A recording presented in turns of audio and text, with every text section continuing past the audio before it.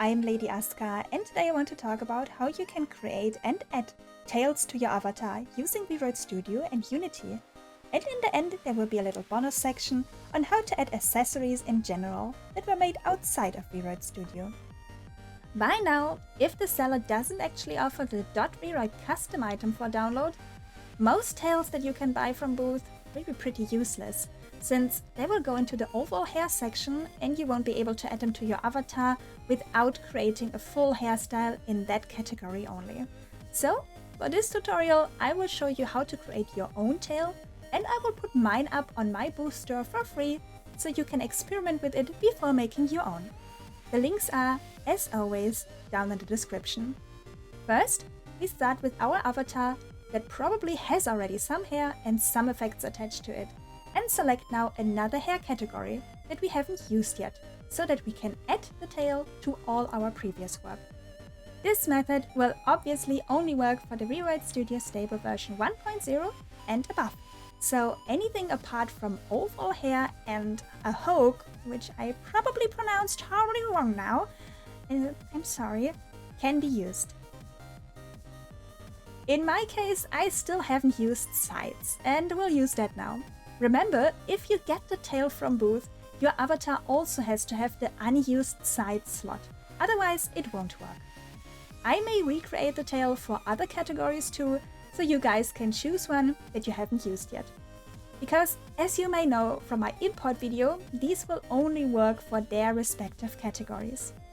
I still hope we get a decent export feature later, or at least an import feature for accessories like the glasses and ears, so that we could import tails there.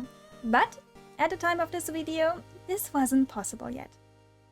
Here we create now our tail, the same as you would create any other hair feature. And the type of the tail is also up to you. We adjust the hair mesh, and to simplify things we go for one long tail for which we will use a single strand. You can of course go as crazy as you want with these. After the tail is done, we export our avatar as usual, and remember to uncheck Combine Hair Meshes while exporting. Now we go over to Unity and open up a new project.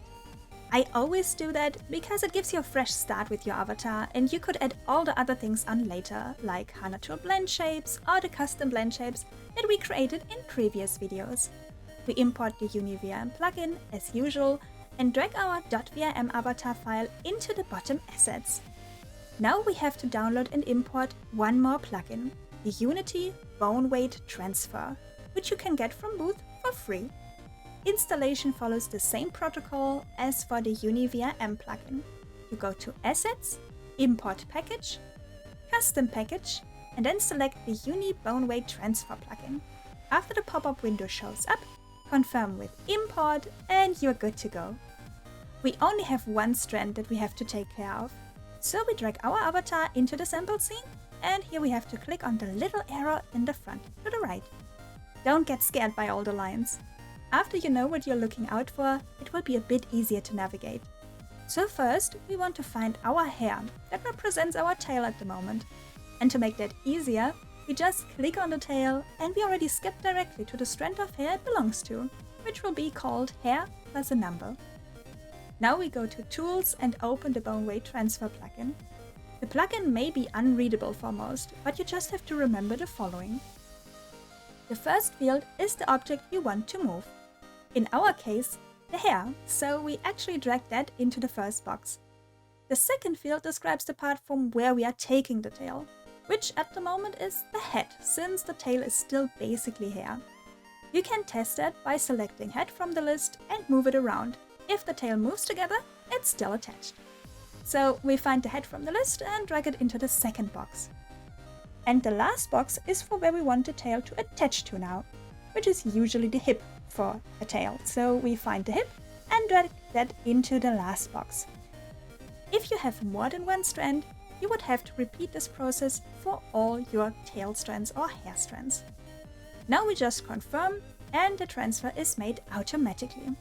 If you have any boned joints attached to that tail, you would also have to find these from the list and move them manually into the same directory on the hip. Just drag and scroll till you find the right one and drop it there. Now we are done already, and you just have to leave this list so we can continue to export and test our avatar. We go as usual to the VRM 0 option at the top and make sure to select our avatar from the list. Select EN for English and set a version if there isn't one already and confirm the export.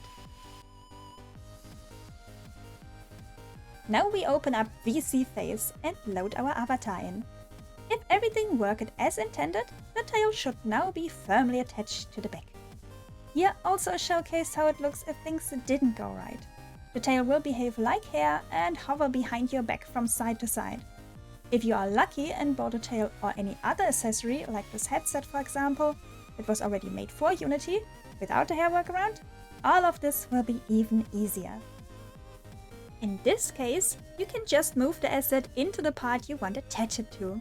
In my case, the head. And resize and move the asset around till you're happy with the result. To do that, you can select the options in Unity at the top left. The arrow cross is for movement, the cycle arrows for tilting, and the arrow in a box for resizing. Place the asset on your avatar the way you want. Maybe you don't want a headset on the head, but around the neck instead, for example. So you place it accordingly and then move the object to the neck on the list. After exporting, test it in VSeeFace, and here you can even adjust the glow if your item comes with something like this. Have fun equipping your avatar with cool accessories and fitting tails. I'm sure they will look awesome. Next week I plan to teach you how to trigger them appearing and disappearing with blend shapes, in case you don't want to wear them permanently. Hope you have a wonderful day.